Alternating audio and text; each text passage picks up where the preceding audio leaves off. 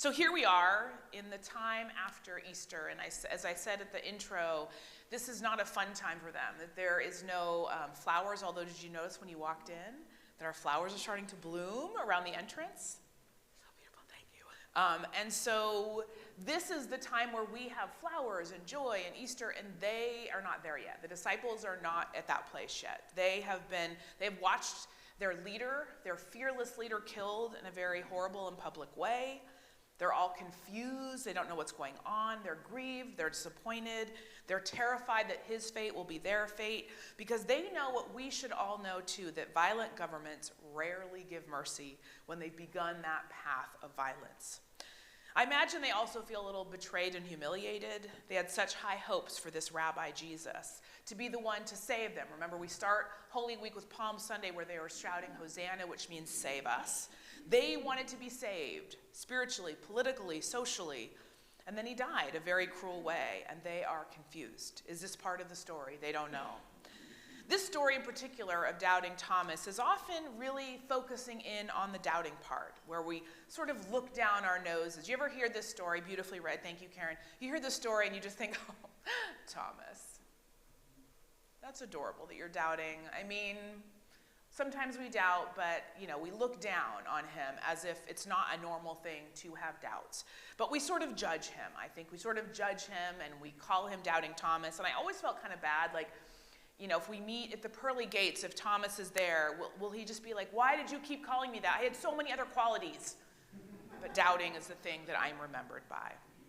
But I've begun to see this interaction a little differently over the years. I mean, again, we all doubt. God never condemns doubt. It isn't so much that I think that Thomas doubts, actually, as that he simply wants evidence and his own experience of the risen Christ. He wants proof. And I don't know about you, but I can relate. There are some times where you hear things and you think, come on now, and you need a little bit of proof. Have you ever felt like left out? Everyone understands, or everyone has had an experience, and you kind of think, really? Did that really happen? Did you really bump into that famous star when you were out at the club? I don't know. Was Taylor Swift there? I don't know. If there's no picture, I cannot confirm nor deny, right? Have you ever been told, just trust me, bro? Right, on things. And you kind of go, I'm going to need some facts. I'm going to need some things to back that up. I think evidence is often helpful, right?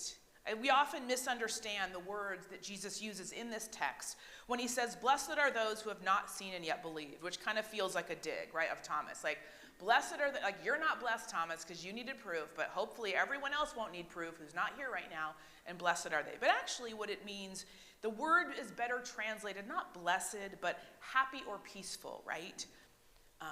Jesus knows that not everyone who needs to understand about the resurrection will be able to actually meet him in person in this moment, to see the scars on his body for themselves.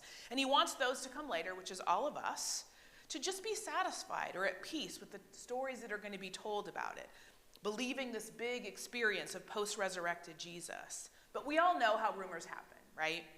We know what it's called, kind of going viral these days, but there were viral, human nature is to have rumors sort of start and maybe not end until there's proof, and even then we're lucky if they end, right? Are you with me? Like, we see these things, videos going all over. People believe all kinds of wild things. I think one of the things that has been really interesting about the Artemis experience and the joy of it all, which has brought me a lot of joy, is that the conspiracy theories have come back up, right?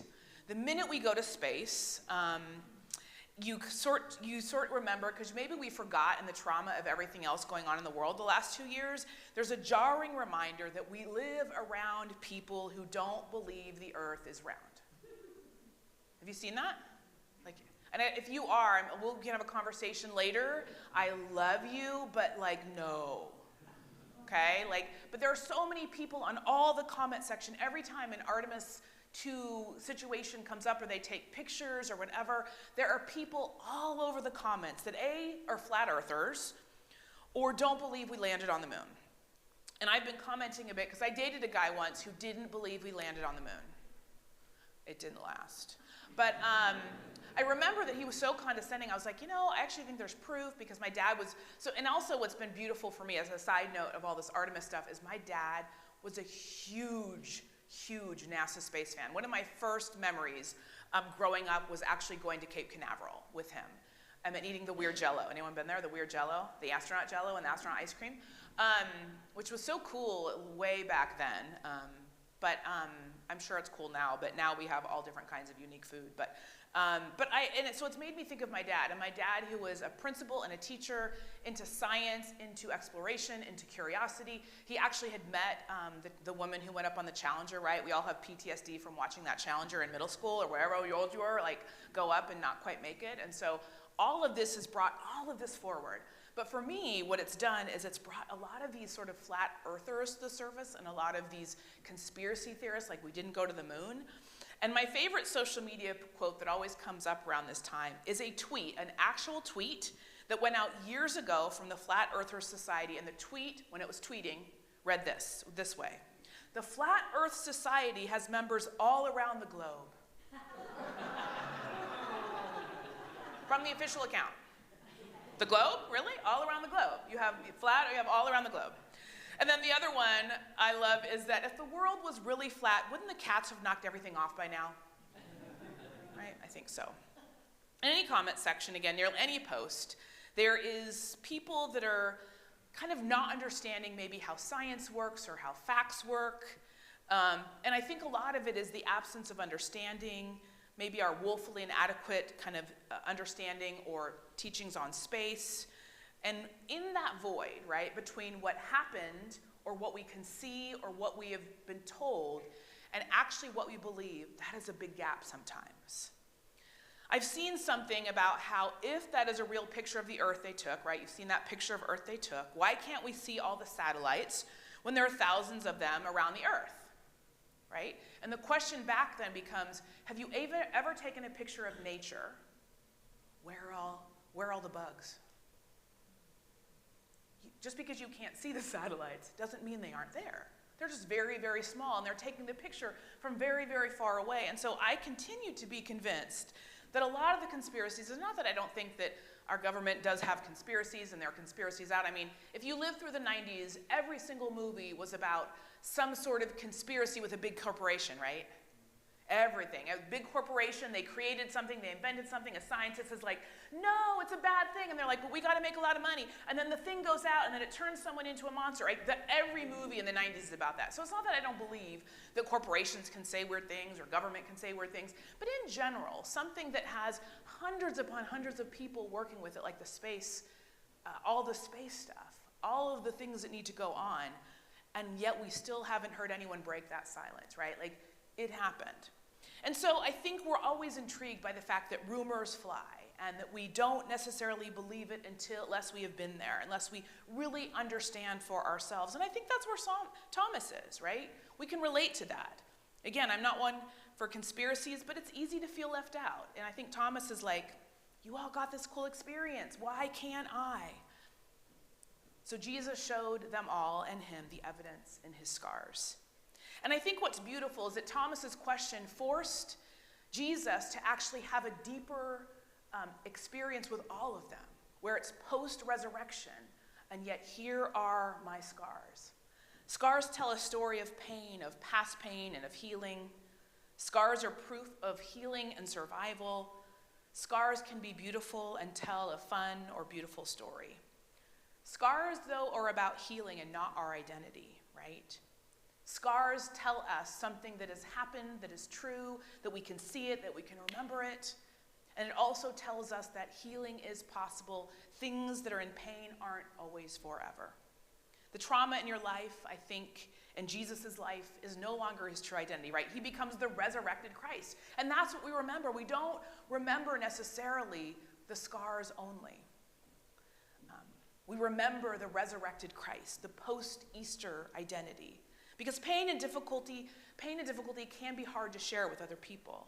The stories we remind ourselves about a painful past or a bad experience, I think help keep us safe, right? It would have been easy for Jesus just to get frustrated at Thomas, right?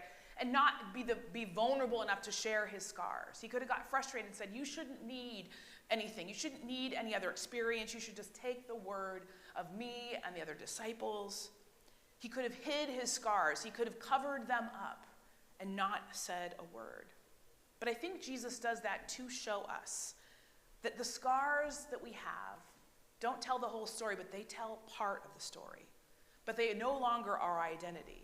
And we don't need to hide them, because if we hide them, we don't actually really heal or let others understand healing in a different way from our stories. But he's reminding us that isn't all of who we are, isn't all of who Jesus is. Sure, when we hide our scars, it keeps us safe. But you know what it also does? It keeps your story small, right? When you get to share your scars, your pain, your past, your grief, right? A lot of us going through the grief group. When you share those stories, it makes them real and bigger. And so do you want to be healed? I think is what Jesus is saying. I'm healed. Is that what you want too? Your scars and his scars tell a sacred story of a love of God that heals and grows. I think scars are visible reminders that our hard stories existed, our funny, weird moments existed, not to shame us or draw us back into painful times, but rather to confirm that this is actually a part of our story. Because some people need proof, like Thomas. And sometimes those of us with scars also need to be reminded, like I did, that it really, really happened. There's a scar on my knee, and I'm not going to show you that one. I wore pants. And it's a reminder that I almost drowned when I was 12 years old. I was never a great swimmer, admittedly. It took me a while to learn. I was that one who got in the big pool when I was little, and you'd go in the pool, and there would be all these instructors. I don't know how they do it now, but in the 70s, this is how they did it. And there were all these instructors, and you went to the community pool, which we had near us, and you would go into the area where it was your age appropriate, and you would get in the pool, and if you couldn't do the things that they did, you had to go down. And it was always me going like, I gotta go down to the little kids. Because I was really scared to put my face under the water. And I think that was because at about 3 years old, we were at the beach and I went tumbling and my grandfather had to save me. There's no scar from that, but I do know that was a story of me breathing in water, and I think it was scary. But we were in Hawaii, as you are.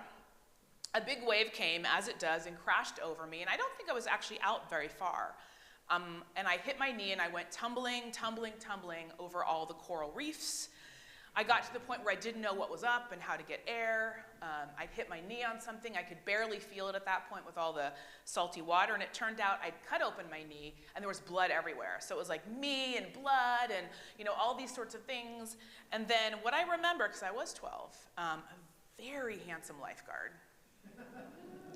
I was a little embarrassed at the time, saved me, pulled me out, and then my parents filled out a bunch of paperwork. That's what I remember. And then he put this little butterfly Band-Aid, have you ever seen those, on my knee? So apparently it wasn't even that bad. There was no stitches that were required. It was just one of those butterfly bandages that you pin together so that your scar kind of comes together. And I still have a scar. It's actually migrated a little bit. I know age is great, but it reminds me that I was in Hawaii, and it reminds me that it was a scary, scary experience. And then he rode off into the sunset, literally on his really cool Jeep. And I remember that, and it's a fun story for me to think about now. At the time, I was scared and horrified and embarrassed, but I still have that scar, right? And it reminds me that happened, that it was scary, but also kind of funny, that I survived, that I was saved, that maybe, it reminds me that handsome lifeguards exist, and you can always be saved by one. But I think today we're reminded that scars are sacred. They not only tell our story, but they tell of a story of healing and redemption and goodness and glory and humor, right? When we allow ourselves to show off our own scars, we are reminding others that life is hard, but we survived it, right? Life is hard, but we survived it.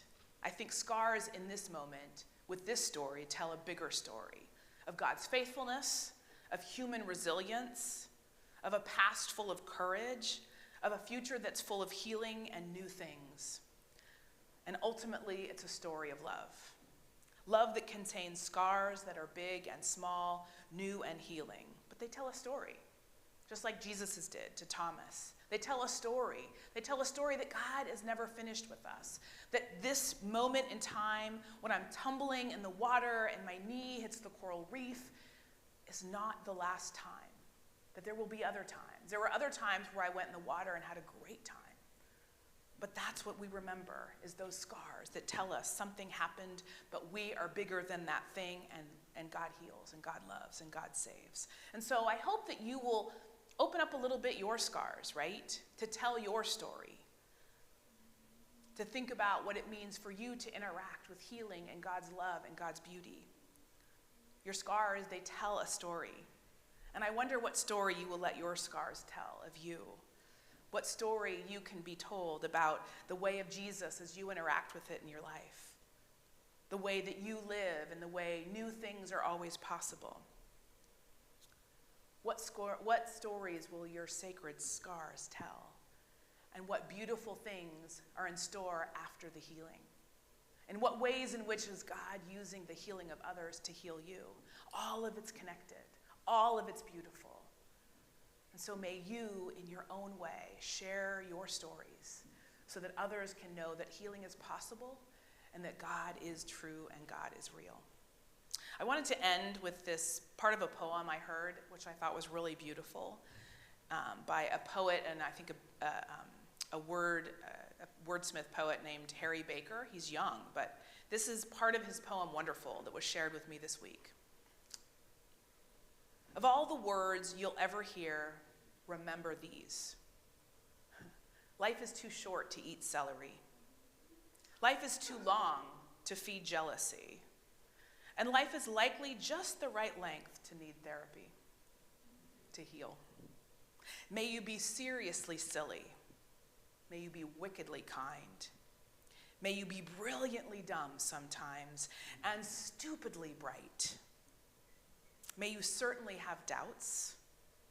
May your weirdness be the norm. May the coolest thing about you be your warmth. May you be powerfully vulnerable, or at least mightily soft. May you be a contradiction and at the same time not. And whether you're any or none of all of the above all, may you know that you're loved.